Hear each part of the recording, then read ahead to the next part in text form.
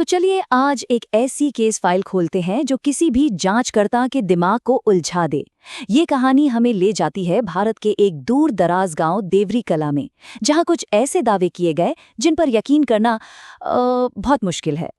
तो सवाल सीधा सा है, क्या हम सच में किसी बच्ची पर हुए अलौकिक हमले की बात कर रहे हैं, या फिर ये डर, अंधविश्वास और मनोविज्ञान का एक ऐसा कॉकटेल है जिसे हम मास हिस्टीरिया कहते हैं। आइए इस गुत्थी को सुलझाने की कोशिश करते हैं। कहानी की शुरुआत होती है साल 2019 में देवरी कला नाम के एक छोटे से गांव से, और इस पूरी कहानी के केंद्र में है एक बिल्कुल आम परिवार, राम खिलावन, उनकी पत्नी सावित्री और उनकी 9 साल की बेटी गुड़िया। देखिए, किसी भी बड़ी घटना के होने से पहले ना माहौल में एक अजीब सी बेचैनी घुल जाती है। यहाँ भी कुछ ऐसा ही हुआ।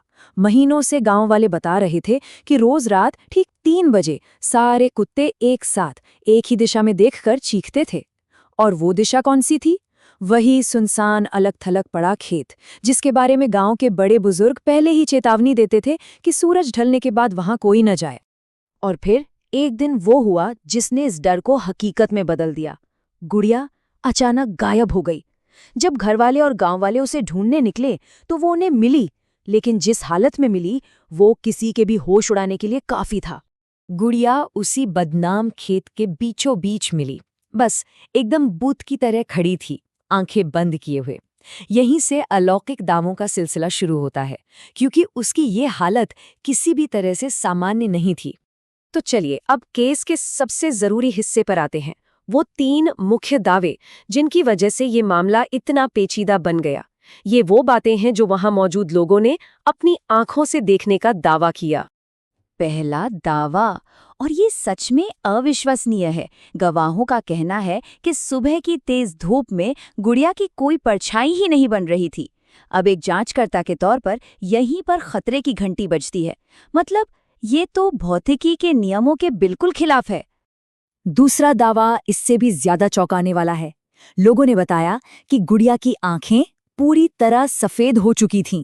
उनमें काली पुतलियां थी ही नहीं, बस सफेदी। किसी हॉरर फिल्म का सीन जैसा लगता है ना? और तीसरा दावा सुनने से जुड़ा है। जब वो 9 साल की बच्ची बोली तो उसकी आवाज उसकी थी ही नहीं। लोगों का कहना है कि ये किसी बूढ़ी औरत की भारी कर्कश आवाज थी। एक 9 साल की बच्ची के मुंह से ऐसी आवाज, जरा सोचिए। तो एक विश्लेषक के तौर पर हमें हर संभावना पर गौर करना होगा। एक तरफ तो ये अलौकिक दावे हैं, लेकिन दूसरी तरफ क्या कोई और वजह हो सकती है? क्या परछाई न दिखना सिर्फ देखने का धोखा यानी ऑप्टिकल इल्यूजन हो सकता है? क्या सफेद आंखें किसी दुर्लभ मेडिकल कंडीशन का नतीजा हो सकती है? हमें हर एंगल से सोचना होगा।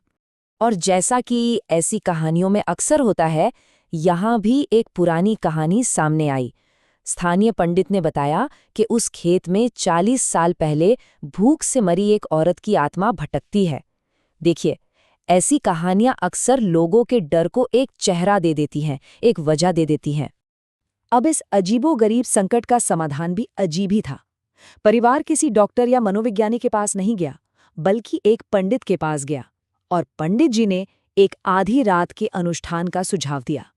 चलिए देखते हैं कि इस रस्म में क्या-क्या शामिल था। इस अनुष्ठान के नियम बड़े पक्के थे। अमावस्या की काली रात, समय रात के 2:45 बजे, जगह खेत का बीचों बीच। करना क्या था?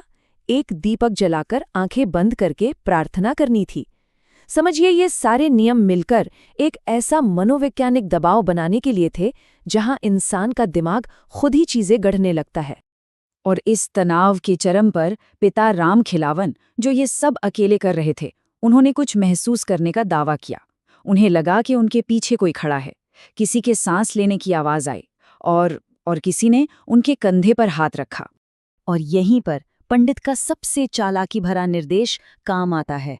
पीछे मत देखना, चाहे कुछ भी हो जाए। ये एक लाइन डर को कई गुना बढ़ा देती है। क्यों? क्योंकि ये आपको देखने का, सच जानने का मौका ही नहीं देती।